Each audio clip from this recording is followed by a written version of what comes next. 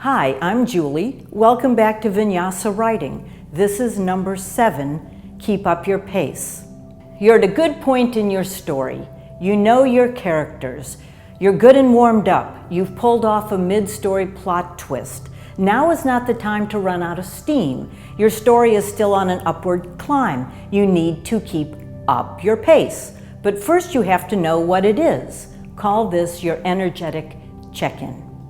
I said in Vinyasa Writing 2 that I keep a writing log, which is a record of the pages I produce per day once I begin a story. I also log my plot points. I want to make sure I have a continuous unfolding of plot. I want my story to be well structured. In other words, you need to block out your plot points. Post-midpoint is the perfect time to block out your plot points if you haven't already done so.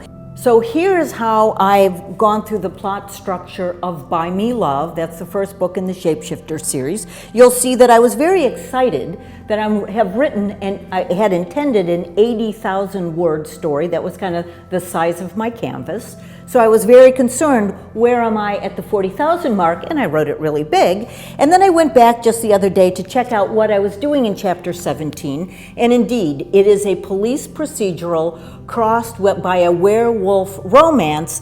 And in chapter 17, the murder plot, the romance, and the werewolf plot all intersect. I'm writing the third book in the Shapeshifter series, and I've already mentioned my writing log. Here's my writing log, and now my structure log correspond. As you can see, I haven't gotten very far, but it is going to be as filled in as the other plot structures that you've seen. But I'm just at the beginning, and I'm very concerned where I am now at the 15,000 word mark, which would be about a fifth of the way through. Yeah. I am obsessed with pace. The yoga equivalent would be doing a 50-minute asana series with a lot of standing poses. You need the energy, you need the breath to keep up that pace. Keep up your pace. If you know what's happened at the quarter mark and at the halfway mark, you're going to be able to keep up your stride at the 3/4 mark and end with a big finish.